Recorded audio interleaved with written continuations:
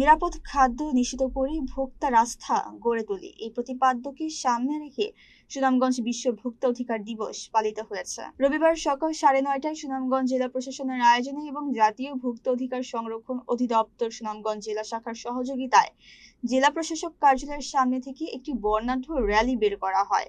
র্যালিতে জেলা প্রশাসক ডক্টর মোহাম্মদ ইলিয়াস মিয়া উপস্থিত ছিলেন। পরে জেলা প্রশাসক কার্যালয়ের হলরুমে আলোচনা সভা অনুষ্ঠিত হয়। অতিরিক্ত জেলা প্রশাসক আয়েশা আক্তারের সভাপতিত্বে সভায় স্বাগত বক্তব্য রাখেন ভোক্তা অধিকার সংরক্ষণ অধিদপ্তরের সহকারী পরিচালক মোহাম্মদ আরিফুল ইসলাম মাসুদ। এই সময় জেলা কৃষি সম্প্রসারণ অধিদপ্তরের উপপরিচালক মোহাম্মদ ওমর ফারুক, সুনামগঞ্জ ব্যবসায়ী সমিতির সাধারণ সম্পাদক জাহিদ হাসান ও ক্যাবের সাধারণ সম্পাদক শাহজাহান চৌধুরী বক্তব্য রাখেন। বিভিন্ন ব্যবসা প্রতিষ্ঠানের প্রতিনিধি ও গণমাধ্যম কর্মীরা উপস্থিত ছিলেন। উপস্থিতি এবং আমাদের মধ্যে একটি সমন্বয় করার জন্য আজকে আলোচনা সভাটা।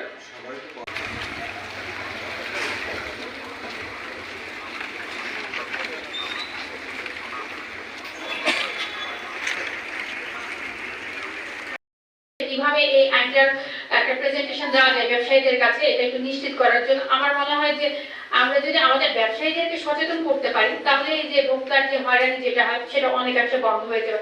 আইনের যদি আমরা যথাযথ বাস্তবায়ন করতে পারি, আমি এটা বিশ্বাস করি গিয়ে আমি জরিমানা করলাম এটার কিন্তু হচ্ছে ফলাফলটা কম। যদি আমি তাকে সচেতন করতে পারি, এই আইনটা সম্পর্কে তাকে জানাতে পারি, তাকে সতর্ক করতে পারি, সেটার ফলাফল কিন্তু অনেক বেশি। আমরা যখন বিক্রেতা, আমাদেরকে কেন জরিমানা করা হবে? আমরা আমাদের নিজের রাস্তাতেই নাই, এই জন্যই তো অভিযান চালানো হয় বাজারে। অভিযানের ফলে আমরা তো কিছু অসাধু ব্যক্তি আছে, সবাই না, এই অসাধু ব্যক্তিদের কারণে কিন্তু আমরা যারা বিক্রেতা আছি সবার কিন্তু আসলে বদনাম হয়। সবাই কিন্তু অসাধু না, কিছু কিছু অসাধু।